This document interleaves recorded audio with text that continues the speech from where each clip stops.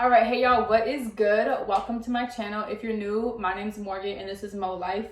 On the channel, we talk about life, love, health, relationships, all that good stuff. If you're returning, welcome back. Today, we are going to be talking about a phenomenon, I will call it, that is called post-infidelity stress disorder.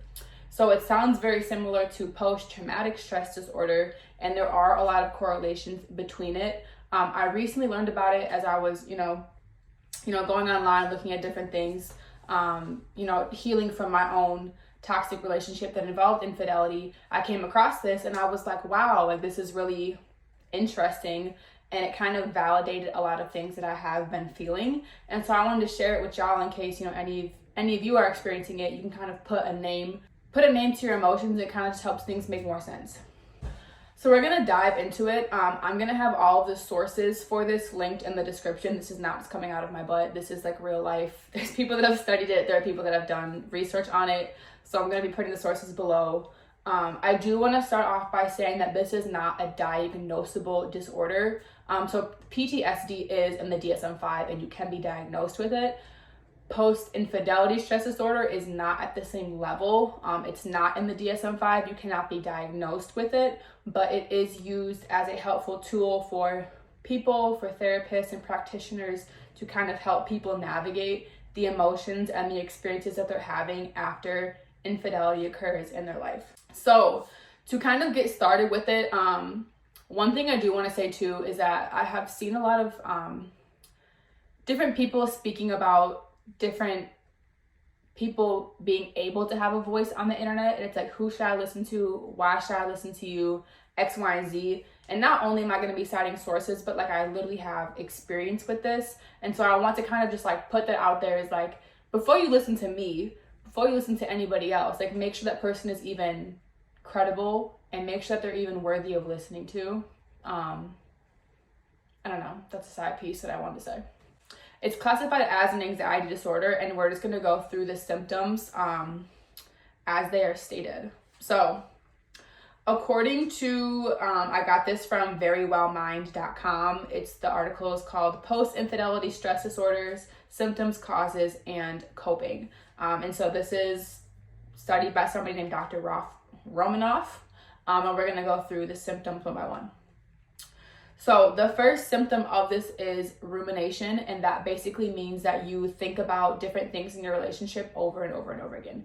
You're constantly having, like flashbacks, or, you're thinking about, what they did. You're trying to match the timeline up. I know I did this and still I'm experiencing it, where it's kind of like you're going about your day and you have like a random memory and you're trying to figure out like, were they cheating on me at that time?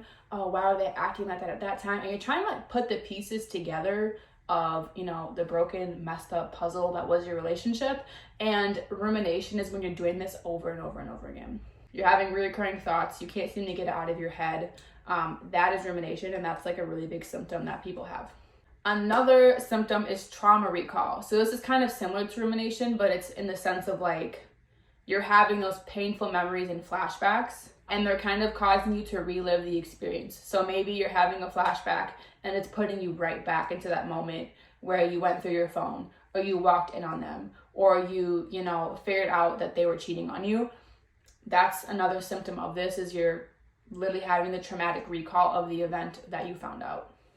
All right, another symptom is numbness. So this one I definitely experienced, and it's just kind of like you don't have any reaction to it, or as you're processing your emotions, you start to feel like you don't really get excited for things, you don't really get happy for things. When you think about them, the situation, you just kind of like turn off your emotional center because you don't want to feel it. Like you numb it out. And this isn't saying that like you're numbing it with like drugs or alcohol. It's literally your brain's response to try to protect yourself. So instead of, going through all these painful emotions, the brain's like, we're just gonna not feel anything right now. That's another symptom that can occur.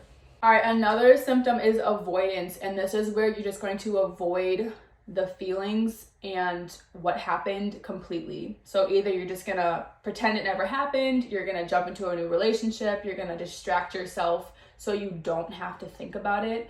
That is avoidance. And sometimes I am gonna say from personal experience, it's necessary. If you're in a position where you are, are so hurt, you're so lost, you just feel so overwhelmed with your emotions, sometimes it's necessary to put those emotions on pause, do something that kind of makes you take your mind off of it, so you can actually get through your day-to-day stuff.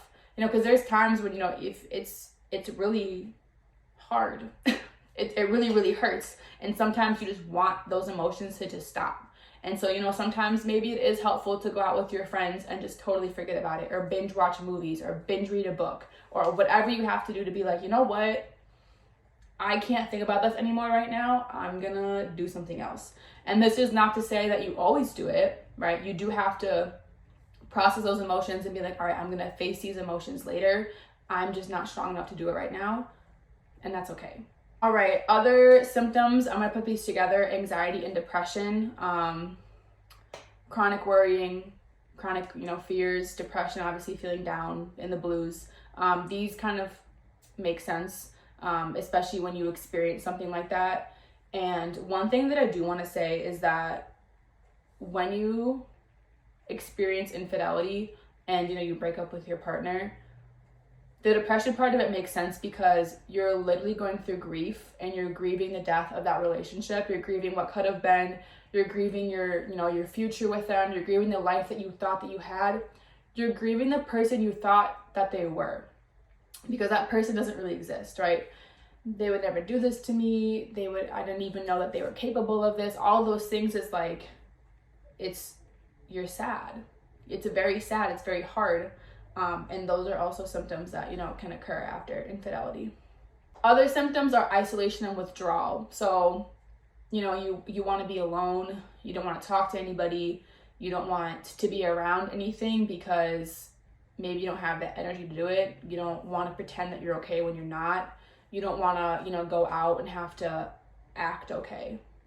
Sometimes just being alone and, wanting to feel what you feel is how people handle that. And sometimes that's good, but again, not forever, right?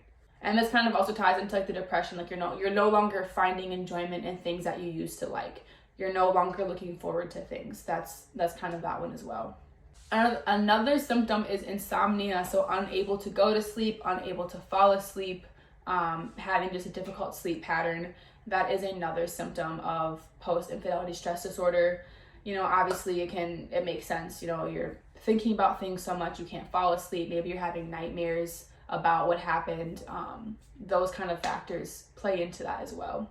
Another symptom, this one seems really, really obvious, but trust issues. After you get cheated on, after somebody's been lying to you for however long they were lying to you, it makes sense that you're gonna have some problems trusting whoever else comes into your life. Whether that is, friends, family, potential future partners.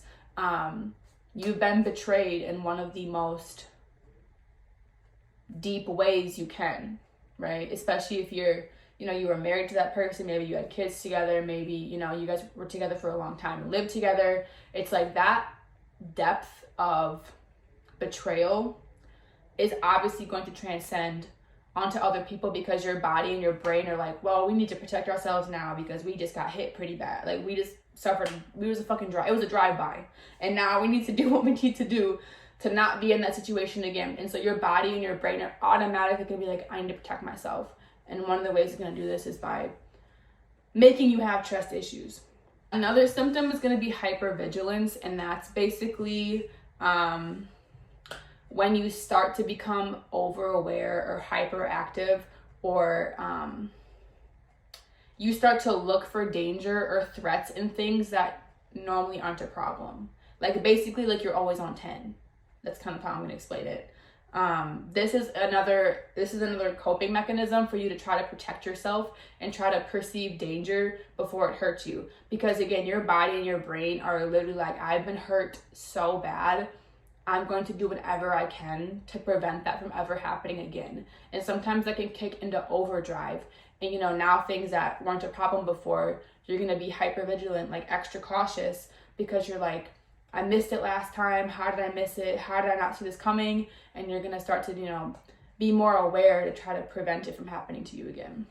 The last symptom on the list that Dr. Romanoff said was relationship difficulties. And this kind of ties into, you know, your lack of trust. You're probably easily triggered. This can easily transcend into future relationships because, you know, you've been hurt so bad that, you know, you have problems forming relationships, creating bonds, breaking down those barriers for somebody else because of how you felt in the past and how you were treated in the past. Those are the symptoms that he listed, and I kind of want to go into just like kind of what it can look like not just reading off a symptoms list. But I remember that like a couple of days after, you know, me and my ex broke up and all of these things were happening, I remember just like uncontrollable breakdowns. Like I would just cry like on the floor. Like I couldn't stop crying. So like that could be a thing too. Memory loss. So I would, you know, have a list of things that I had to do, and I would just literally completely forget to do it. I remember literally I was like, oh, I have to go buy water, and I forgot to buy water.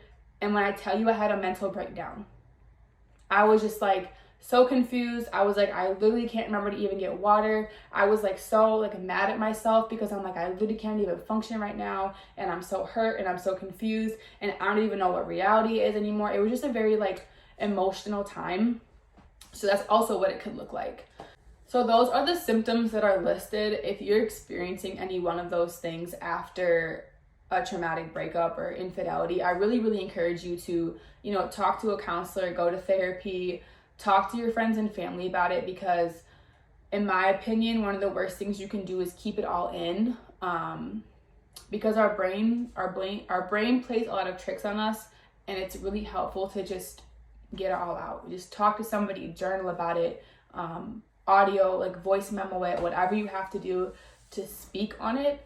And that's like a really good step for moving forward into healing. One last thing I want to say, as somebody who has experienced this, is experiencing it, and is healing through it currently, is that it gets better. And understand that emotions are temporary, and that this journey that you're going through is going to be very up and down, and that's okay.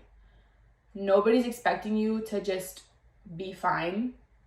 It's okay if you're fine for 3 days and then you cry on the 4th day, and then you're fine for a couple of days and then you cry 3 days in a row. Like, there is no correct way to heal from something like this. And I want you to give yourself grace and patience and compassion and empathy, because it's literally traumatic. It's traumatic to be cheated on. And I think people kind of like gloss over it. We're like, oh, it's just so common, it happens all the time. Yes, it's really, really sad that it's so common, but that doesn't take away from the pain and the hurt that it causes people. And so I want you to just understand this, be kind to yourself, know that it will get better. Time does help. But, you know, doing the work to understand why you're feeling this way, and doing things to, you know, move yourself forward through it. So that is my video for today. I'm going to link all of the things in the description below so you can read further on it. There's other YouTube videos on it that are spoken by PhDs. I obviously encourage you to go listen to somebody who, you know, works with people that are dealing with this every single day. I just wanted to come and speak on it to bring awareness to it if you don't already know about it, and give you some symptoms to see, you know, if it's something that you or somebody you love is going through. So that is all for my video today. Please make sure you like, comment, subscribe, all that good stuff. Send to somebody that could use this information to their benefit, and I will catch y'all next time.